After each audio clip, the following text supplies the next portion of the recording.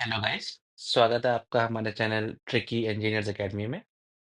आज हम अपने पहले चैप्टर एडवेंट ऑफ यूरोपियंस जो हमने स्टार्ट किया था उसके लास्ट यूरोपियन पावर जो कि फ्रेंच यानी जो फ्रांस से लोग आए थे उसको कवर करेंगे।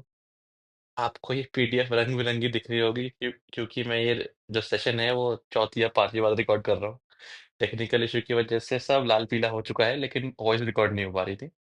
तो ठीक है, टाइम वेस्ट ना करते हुए स्टार्ट करते हैं। तो जो फ्रेंच थे हमारे, जो फ्रेंच थे वो लास्ट यूरोपियन थे, जो कि इंडिया में आए थे। इंडिया में क्यों आए थे? उनको भी यहाँ ट्रेड करना था बिकॉज़ सारे के सारे जितने भी यूरोपियन पावर्स थी, डच, डेन्स, ब्रिटिशर्स, पोर्तुगीज़ सबको यहाँ ट्रेड करना था। तो फ्रांस ने भी देखा, भले ही लेट देखा थोड़ा-सा, कि हमें भी यहाँ पे ट्रेड करना है, ठीक है? तो 1664 में, ये मैंने मार्क करा है, थोड़ा प्रॉब्लम है बट फिर भी चल जाएगा। 1664 में फ्रेंच ईस्ट इंडिया कंपनी का गठन होता है। गठन मतलब स्टैब्लिश होती है वो, ठीक है? अब वो स्टैब्लिश हुई, तो हमें यहाँ पे 2 चीज़ें याद रखनी है। एक, उसका फ्रेंच में जो नाम है, फ्रांसेस डेस इंडस ओरिएंटलिस। सिंपली जो आपका एग्ज़ामिनर है, वो पूछ देगा कि जो ये फ्रांसेस डेस इंडस ओरिएंटलिस है, ये किस यूरोपियन पावर से वो बिलॉन्ग करती है? तो सिंपल है, F for France, F for Francois. इतना याद रखोगे तो आ जाएगा। बट कई बार ऐसा होता है कि आगे 10 इंडस ओरिएंटलिस की जगह कुछ और लिख देगा एग्ज़ामिनर, तो वहाँ पे कन्फ्यूज़न हो सकता है, ठीक है? नंबर 1। नंबर 2, जिस प्रकार जो ब्रिटिशर्स की ईस्ट इंडिया कंपनी थी, वो एक प्राइवेट कंपनी थी, ओके? यानी बहुत सारे मर्चेंट्स थे, वो साथ में आए, साथ में बैठ के उन्होंने बैठ के मतलब साथ में आके उन्होंने एक कंपनी खोली और क्वीन एलिज़ाबेथ ने उसको चार्टर प्रोवाइड किया, ठीक है? वहीं अगर मैं फ्रांस की बात करूँ, तो जो फ्रेंच ईस्ट इंडिया कंपनी है, ये एक गवर्नमेंट एंटिटी थी, ठीक है? और आगे आने वाले जब मैं वॉर्स पढ़ाऊँगा या फिर पढ़ाऊँगा कि फ्रेंच क्यों हार गए और ब्रिटिशर्स क्यों जीत गए, उसमें आपको पता लगेगा कि उसका गवर्नमेंट एंटिटी होना, उसकी डाउनफॉल का एक रीज़न था, ठीक है? तो ये भी याद रखना है कि ये गवर्नमेंट एंटिटी थी, ठीक है? सिंपली क्वेश्चन आ सकता है कि French East India company was controlled by board of directors, French government, और 1-2 ऑप्शन भी दे सकता है वो, ठीक है? तो उसमें आपको गवर्नमेंट एंटिटी है याद होना ज़रूरी है, ठीक है? इसके बाद फ्रांस से लोग आए थे, उनकी पूरी इवेंट्स की छोटी-सी क्रोनोलॉजी है। क्रोनोलॉजी मतलब किस-किस या ईयर में क्या-क्या हुआ, एग्ज़ाम पर्सपेक्टिव से यही इम्पोर्टेंट है। उसके बाद मैंने फर्स्ट चैप्टर के खत्म होने के बाद मैंने आपको इसी के नीचे से कार्नेटिक वॉर्स स्टार्ट करी है और कार्नेटिक वॉर में फर्स्ट कार्नेटिक वॉर को स्टार्ट किया है, ठीक है? ये फर्स्ट चैप्टर से अलग है, फर्स्ट चैप्टर हमारा इधर ही खत्म हो जाएगा। फिर सेकंड चैप्टर में हम पढ़ेंगे ब्रिटिशर्स ने अपनी पावर कैसे एस्टैब्लिश करी, कैसे बढ़ाई, और उसके बाद थर्ड या फोर्थ चैप्टर से हमारी पॉलिसी स्टार्ट होंगी, जो कि मॉडर्न हिस्ट्री आप मतलब नॉर्मली जानते हैं कि आपके 1771 का एक्ट, 1774 का एक्ट, ठीक है? 1792 ऐसे करते-करते बहुत एक्ट्स आए हैं, 1803, 1833 1813, 1833, ओके? वो हम उधर देखेंगे, उससे भी अच्छे क्वेश्चन आते हैं, लेकिन जो ये फ्रांस वाला कार्नेटिक वॉर्स वाला जो पोर्शन है ना, इससे भी अच्छे क्वेश्चन बनते हैं, ठीक है? आगे मैं पढ़ाता हूँ क्या-क्या बनते हैं, फिलहाल हम यहाँ से इसकी क्रोनोलॉजी को कंटिन्यू करते हैं। तो हमें यहाँ छोटी-छोटी चीज़ें याद रखनी है। 1664 में हमारी फ्रेंच ईस्ट इंडिया कंपनी बनी, ओके? वो बन गई। 1664 में वो बनी, लेकिन सबसे पहले वो इंडिया नहीं आई, वो मेडागास्कर आई। मेडागास्कर जो है वो जो हमारा अफ्रीका कॉन्टिनेंट है उसके वेस्ट साइड में, साउथ वेस्टर्न साइड में एक कॉन्टिनेंट है। मेडागास्कर मूवी भी कई लोगों ने देखी होगी, तो वहीं से नाम लिया गया मेडागास्कर, ठीक है? वो हमारे लिए इम्पोर्टेंट नहीं है, लेकिन इम्पोर्टेंट ये है कि 1664 में डायरेक्टली वो इधर नहीं आए, और जब पहली फैक्ट्री जो उन्होंने इंडिया में ओपन करी वो करी 1667 में। सिंपल क्वेश्चन आएगा, first French factory in India was established in which year और इन व्हिच स्टेट या इन व्हिच सिटी? तो सूरत, जो कि गुजरात में है, 1667 में पहली फैक्ट्री इंडिया में फ्रेंच की एस्टैब्लिश हुई, ठीक है? कौन से कोस्ट में? वेस्टर्न कोस्ट में, ठीक है? अब कौन आया फैक्ट्री पहली किसने एस्टैब्लिश करी? तो फ्रैंकोइस कैरोन। ये नाम याद रखना है दोस्तों, बिकॉज़ ये नाम आप याद नहीं रखोगे तो प्रॉब्लम हो सकती है, क्योंकि जो सबसे पहले आता है ना उसका नाम इम्पोर्टेंट बन जाता है। तो फ्रैंकोइस कैरोन, ये नाम याद रखना है, पहला बंदा जो यहाँ आया, फैक्ट्री खोली सूरत में, ठीक है? 1667 में। 1669 में दूसरी फैक्ट्री खोली फ्रेंच ने, कहाँ? मसूलीपट्टनम में, आंध्र प्रदेश की साइड यानी ईस्टर्न कोस्ट में। अब यहाँ पे एक इम्पोर्टेंट चीज़ याद रखनी है, क्वेश्चन दो टाइप से बन सकता है। पहला तो ये बनेगा, पहली फ्रेंच फैक्ट्री कहाँ थी? आप सूरत में टिक मार के आ जाओगे। किसने खोली वो भी ठीक है, फ्रैंकोइस कैरोन ने खोली, बात खत्म। लेकिन अगर क्वेश्चन ये आ गया कि फ्रेंच मतलब फ्रेंच फ्रेंच तो नहीं बोलेगा वो बोलेगा कि जो फ्रांस है, फ्रांस की जो ईस्ट इंडिया कंपनी है, उसकी ईस्टर्न कोस्ट में पहली फैक्ट्री कहाँ खुली? तो वहां सूरत मत मार के आना दोस्त, मसूलीपट्टनम मार के आना, ठीक है? ऐसा ही क्वेश्चन बनेगा, वो कंफ्यूज करेगा। पहली फैक्ट्री और पहली फैक्ट्री ईस्टर्न कोस्ट में, दोनों में फर्क है। दोनों में सूरत मार के नहीं आना, मसूलीपट्टनम और 1669। ये रेयरली पूछता है, बट याद रखना है। दो तो याद रख सकते हैं, 2 साल बाद दूसरी फैक्ट्री खोली, नॉट अ इशू। ठीक है, तो दो तो हो गया, 1667, 1669। 1673 में आपका चंदन नेगौर, ये केवल इसलिए मैंने लिखा है कि मान लो कभी क्वेश्चन आता है कि फ्रेंच सेटलमेंट्स या फ्रेंच फैक्ट्रीज कहाँ कहाँ थी, उसमें वो मसूलीपट्टनम भी देगा, सूरत भी देगा, पौंडीचेरी भी देगा, साथ में एक छोटा सा चंदन नगौर डाल देगा। चंदन नगौर वेस्ट बंगाल में, सबको नहीं पता है ये, लेकिन हमें याद रखना है कि एक टाउनशिप फ्रेंच की चंदन नगौर में भी थी, इसलिए मैंने यहाँ पे इसको ऐड किया है। 1673 नॉट इम्पॉर्टेंट एट ऑल, केवल चंदन नगौर में भी फ्रेंच रहते थे, दैट इज इम्पॉर्टेंट, ठीक है, ये इम्पॉर्टेंट है। फिर 1674 में पौंडीचेरी का फाउंडेशन हुआ। ठीक है, फ्रेंकोइस मार्टिन का एक नाम का एक बंदा था, उसने पौंडीचेरी को बनाया, वहाँ के का जो क्या है, कार्नेटिक के रूलर से लेके पौंडीचेरी का गठन हुआ। ठीक है, थोड़ा बहुत इंपॉर्टेंट है, ज़्यादा इंपॉर्टेंट नहीं है, बट 1674 में पौंडीचेरी स्टैब्लिश हुआ। अब जो ज्योग्राफी जानते होंगे उन्हें पता होगा, पौंडीचेरी जो यूनियन टेरिटरी है हमारी, वो केवल एक ही स्टेट में नहीं रहती है। अलग अलग स्टेट में अलग अलग एरिया पौंडीचेरी यूनियन टेरिटरी के अंदर आते हैं, जैसे कि माहे, कराईकल, यमन और पौंडीचेरी। ठीक है, कौन से स्टेट में कौन सी यूनियन टेरिटरी है, ये हम ज्योग्राफी में डिस्कस करेंगे। ठीक है, बाकी फिलहाल आगे बढ़ते हैं। यहाँ पे अगर मैं अदर फैक्ट्रीज की बात करूँ, तो जैसे मैंने आपको बताया, माहे, कराईकल, यहाँ सब फ्रेंच लोग थे। कासिम बाजार भी वेस्ट बंगाल में है। ठीक है, यहाँ सब फ्रेंच लोग थे, यहाँ इन्होंने फैक्ट्री खोली। कहाँ, किसने फैक्ट्री खोली इज वेरी सुपर इम्पोर्टेंट। कई बार या मोस्टली वो क्या करता है, एग्जामिनर वो सारी फैक्ट्रीज के नाम लिख देगा। ठीक है, पौंडीचेरी नहीं लिखेगा वो माहे, कराईकल, कासिम बाजार डाल देगा, चंदन नगौर डाल देगा। यहाँ कौन सी यूरोपियन पावर की फैक्ट्री थी, तो फिर वहां सब कंफ्यूज हो जाएंगे, ये तो हमने देखा ही नहीं। तो उस चीज को आपको समझना है, सब कुछ नहीं पढ़ना है। या एग्जामिनर सोच सकता है किसी पॉइंट ऑफ व्यू से, किसी टॉपिक में, वो सोच के चलना। वरना अगर मैं थ्योरी पढ़ने बैठूंगा इसकी ना, तो इसके पीछे इतने सारे कॉन्सेप्ट्स हैं कि मुझे लगता है 1 महीना तो इसकी थ्योरी में ही चल जाएगा, 2 चैप्टर में। तो इतना नहीं पढ़ना है, बस जो क्वेश्चन बन सकता है उसी को बढ़ के आगे बढ़ते जाना है। ठीक है, कहीं कहीं पे एक्सेसिव सोचना भी बेकार होता है, वो आपको फंसाता है बस। ठीक है, अब यहाँ तक तो 1674 तक कहानी खत्म हो गई, पौंडीचेरी बन गया। ठीक है, अब एक नॉर्मल सी बात मैं आपको बताता हूँ कि आपको पता ही है कि जब सारे के सारे यूरोपियन पावर इंडिया में आ रखी हैं, ब्रिटिशर्स यहाँ हैं, डच यहाँ हैं, फ्रेंच यहाँ हैं, सब इधर ही हैं, और उनको यहाँ पे अपना धंधा भी करना है ना, ट्रेड तो करना ही है भाई।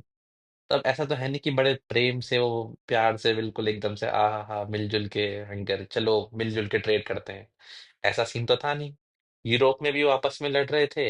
यूरोप में जब वो लड़ते लड़ते इंडिया पहुंचे, तो इंडिया में भी उसका थोड़ा बहुत फॉलोवर देखने को मिला। ठीक है, तो अब क्या हुआ, मैंने आपको ब्रिटिश वाले और शायद डेन्स वाले चैप्टर में ये बताया था कि जो डच और जो ब्रिटिशर्स थे, इन्होंने आपस में समझौता कर लिया था। डच को बोला कि जाओ तुम इंडोनेशिया के आइलैंड में जाओ, और हमें इंग्लैंड ने बोला हमें यहाँ इंडिया में रहने दो। ठीक है, तो इसी समझौते के चक्कर में या ट्रीटी के बीच में, उनके चक्कर में, डच ने क्या किया, थोड़ा पावरफुल बन के पौंडीचेरी को कैप्चर कर लिया 1693 में। क्वेश्चन यहाँ से क्या बनने वाला है, इंपॉर्टेंट, यहाँ से क्वेश्चन केवल इतना बनेगा कि 1693 में डच ने पौंडीचेरी को क्या फ्रेंच से हड़प लिया था। ठीक है, तो कौन सी ट्रीटी से पौंडीचेरी फ्रेंच को वापस मिला? तो वो ट्रीटी है ट्रीटी ऑफ राइजविक। अब ये आप सोच रहे होंगे कि भाई क्यों दे दिया डच ने पौंडीचेरी को वापस, ये बिकॉज फ्रेंच पौंडीचेरी को वापस फ्रेंच को इसलिए दिया क्योंकि जो यूरोप में है ना, वहां भी इन दोनों के बीच लड़ाई चल रही थी, और वहां जो फ्रेंच थे ना, उन्होंने डच टेरिटरीज पे कब्जा कर लिया था। तो वहां की टेरिटरी वापस कर दी, और यहाँ पे डच को बोला गया कि जाओ भाई, पौंडीचेरी को वापस दे दो फ्रेंच को। लेकिन अगर आप सही-सही बताऊँ तो 2 साल लगे थे। 2 साल बाद डच ने फ्रेंच को ये टेरिटरी वापस करी थी, ठीक है? इतना ईज़िली नहीं हुआ था बट ठीक है। तो अब यहाँ आप देख रहे हैं 2 साल लग रहे हैं एक टेरिटरी को वापस देने में, यानी जो फ्रेंच हैं, उनकी पोज़ीशन क्या है, थोड़ी वीक है यहाँ पे, ठीक है? 1706 में इनका जो फ्रांकोइस मार्टिन है ना, वो भी मर जाएगा, ठीक है? तो इनकी पोज़ीशन ना वीक हो जाएगी।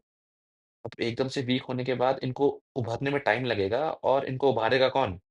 2 मेन गवर्नर पहले मैं बता रहा हूँ, एक है लिनोयर और एक है डूमास, ओके?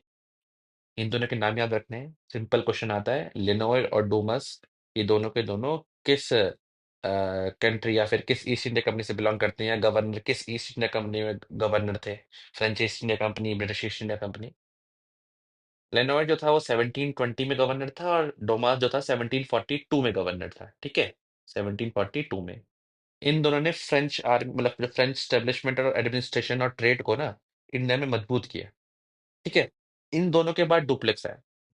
डुप्लेक्स को मैं यहाँ नहीं समझाऊँगा, सेकंड कार्नेटिक वॉर में समझाऊँगा, बट डुप्लेक्स जो था वो फ्रेंच का मतलब बोलेंगे ना सबसे बड़ा वॉरियर था, वॉरियर भी नहीं बोलूँगा, लीडर या फिर आपका गवर्नर उस टाइम का था, ठीक है?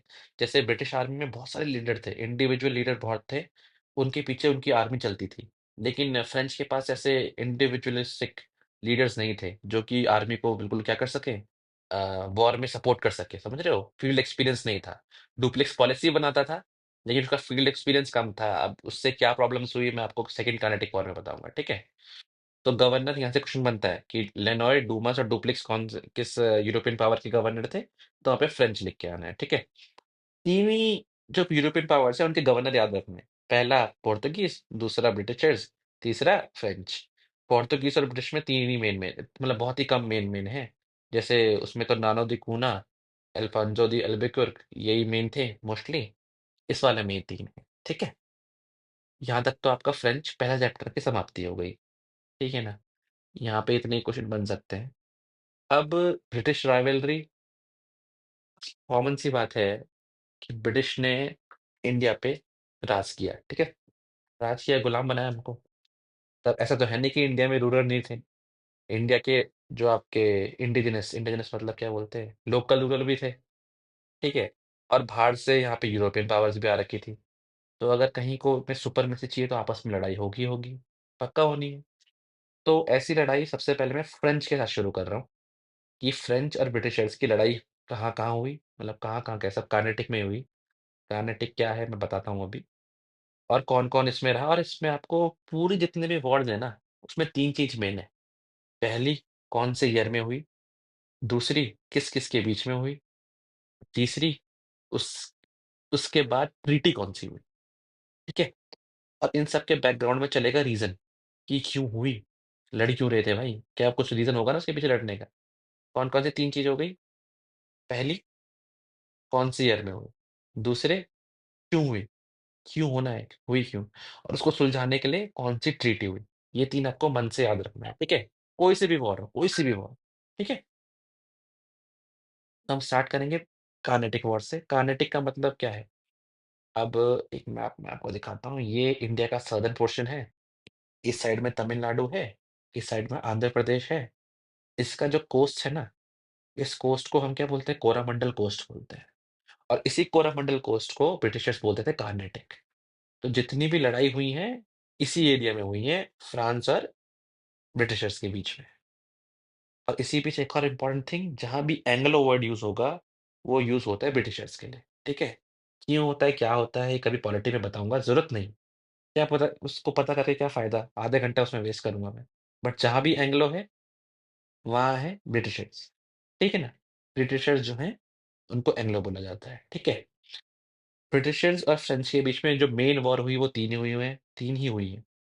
कार्नेटिक वॉर जिन्हें बोलते हैं, Carnatic first Carnatic war, second Carnatic war, third Carnatic war, okay, ठीक है? फर्स्ट कार्नेटिक वॉर से स्टार्ट करते हैं। इंडिया में कार्नेटिक वॉर का मैं बोल रहा हूँ 1746 से स्टार्ट हुई है और 1748 में इसमें ट्रीटी हो गई थी, ठीक है? लेकिन जो फ्रेंच और इंग्लिश की लड़ाई थी ना, वो 1740 से चल रही थी। क्यों चल रही थी? क्योंकि यूरोप में ना एक कंट्री है ऑस्ट्रिया।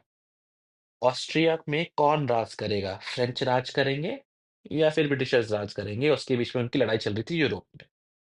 तो यूरोप में लड़ाई करते-करते जो इंडिया में ब्रिटिशर्स थे ना, उनका थोड़ा दिमाग चला होगा अपने उसमें, ठीक है? उन्होंने बोला चलो फ्रांस को छेड़ के आते हैं।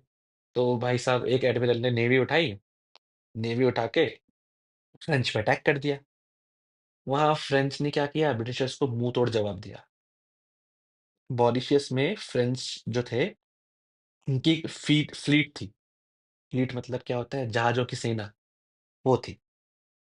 उसकी मदद से जो फ्रेंच गवर्नर जनरल था उस टाइम का, उसने ब्रिटिशर्स को हरा दिया और मद्रास अपने अंडर कर दिया।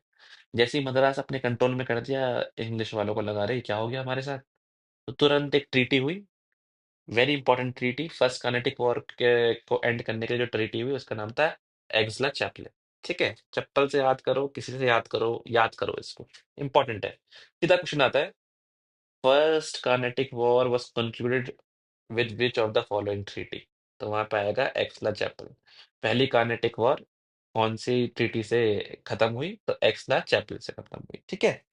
मद्रास जो है यहाँ पे वापस कर दिया फ्रेंच ने इंग्लिश को, और यूरोप में जो है जितनी भी टेरिटरी जो इंग्लिश ने फ्रेंच की अपने अंडर ली होंगी, हड़पी होंगी, वो वापस कर दी वहाँ पे, ठीक है?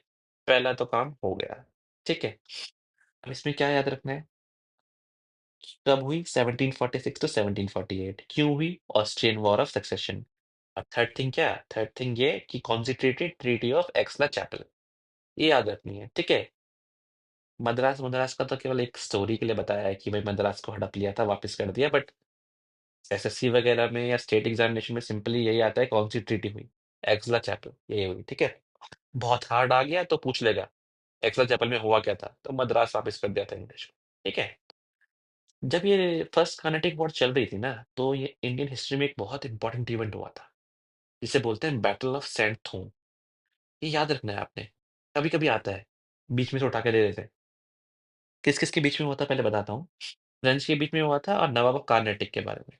कार्नेटिक हिस्सा ये वाला है, यहाँ पे एक नवाब होता था। उस जो नवाब था, इंग्लिश ने उससे मदद माँगी थी कि भई नवाब साहब, हम वहाँ अभी आ नहीं सकते, हमारी आर्मी, आप फ्रेंच अटैक कर रहा है, उससे लड़ लो। आप लड़ लोगे तो हम फिर आपको कुछ कंसेशन देंगे या अपनी आर्मी देंगे, कुछ भी देंगे। ऐसे कुछ बोला था। लेकिन वहाँ क्या हुआ कि जो फ्रेंच थे ना फ्रेंच, वो थे मुश्किल से, मान लो एग्ज़ाम्पल, एग्ज़ैक्ट नंबर नहीं है, 100 होंगे, ठीक है?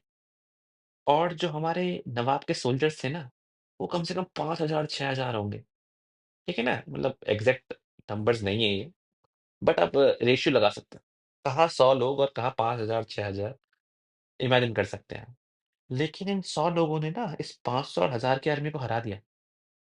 तो पहली बार यूरोपियन पावर्स को लगा कि इंडियन रूलर्स के पास जो है, नंबर ऑफ सैनिक तो बहुत ज़्यादा है, पर जो आर्मी है वो वेल डेवलप्ड नहीं है, मॉडर्न आर्मी नहीं है, साइंटिफिक आर्मी नहीं है, और इनको हम हरा सकते हैं। तो यहाँ से भले ही फ्रांस ने इंग्लिश को हराया होगा, लेकिन इंग्लिश के हौसले भी बुलंद हुए होंगे कि यार जब इनकी 100 की आर्मी 500 6 हजार को हरा सकती है, तो हम क्यों नहीं कर सकते ऐसा? और धीरे धीरे फिर सबको कैप्चर करते हुए, सारी पावर्स को कैप्चर करते हुए, इंडिया के मोस्टली पूरे ऑल ओवर इंडिया पे उन्होंने राज किया, ठीक है? तो फर्स्ट कार्नेटिक वॉर तो मैंने यहाँ खत्म कर दी, तीन चीजें मैंने यहाँ पे नोट कर रखी है, इन्हें आपने नोट डाउन करना है। सेकंड कार्नेटिक वॉर थोड़ी कॉम्प्लिकेटेड, उसमें काफ़ी चीज़ याद रखने के और क्वेश्चन भी बनता है, ठीक है? तो सेकंड और थर्ड में नेक्स्ट लेक्चर में आपकी वो करूँगा, कवर अप करूँगा। ठीक है?